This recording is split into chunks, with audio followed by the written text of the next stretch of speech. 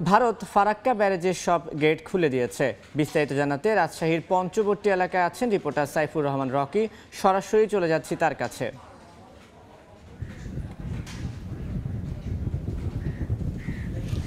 ভারতের বিহার ও ঝাড়খণ্ডে অতিবৃষ্টির কারণে ফারাক্কার বাঁধ খুলে দেওয়া হয়েছে। 109টি ফারাক্কার বাঁধ খুলে দেওয়া হয়েছে। মূলত এর কারণে রাজশাহীর যে পদ্মা নদী আছে সেই পদ্মা নদীতে পানির পরিমাণ বাড়ছে, কিছুটা বাড়ছে। আমরা রাজশাহী পানি উন্নয়ন বোর্ডের কর্মকর্তাদের সাথে কথা বলেছি। তারা যেটি বলছেন যে এই যে পানির বৃদ্ধির পরিমাণ সেটি কিন্তু খুবই সামান্য।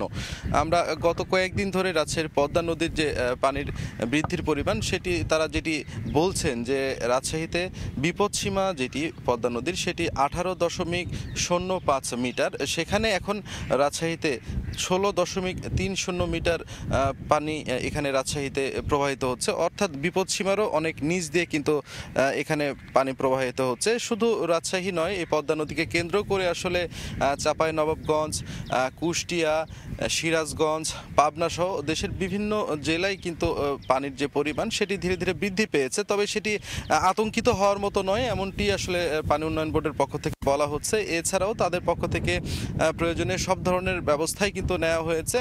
তবে একেবারে পদ্মার সংলগ্ন যেসব বাড়িঘর, একেবারে পদ্মার তীরবর্তী যেসব ঘরবাড়ি, সেগুলোর আমরা কিছুটা বাড়িঘর ডুবে যেতে দেখেছি। অর্থাৎ যে বাড়িগুলো একেবারে পদ্মা নদী লাগোয়া, সেই বাড়িঘরগুলোতে কিন্তু পানি উঠেছে। এর পরিমাণ খুব বেশি হবে না, 100-র অধিক হবে না।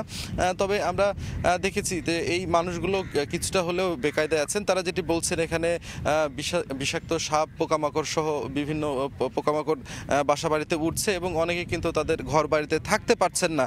এই অবস্থা কিন্তু তাদের মধ্যে বিরাজ করছে। তো এছাড়াও কিছু কিছু এলাকায় যেসব এলাকায় স্থায়ী বাঁধ নাই সেই জায়গাগুলো কিন্তু কিছুটা ঝুঁকির মধ্যে রয়েছে। তো এই ঝুঁকির কথা চিন্তা করে রাজশাহী পানি উন্নয়ন বোর্ডের পক্ষ থেকেও বলা হয়েছে তারা সব ধরনের প্রস্তুতি রেখেছেন। প্রয়োজনে সেই এখানে জিও ব্যাগ সহ সব যা যা করা দরকার সেগুলো কিন্তু এই তাৎক্ষণিকভাবে করা হবে। তো সেই জন্য কোনো বড় ধরনের ঝুঁকির আশঙ্কা এখানে নেই বলে তারা দাবি করেছেন। তো এই ছিল আমার কাছে রাজশাহী থেকে সর্বশেষ। এতক্ষণ সরাসরি যুক্ত ছিলাম রাজশাহীতে।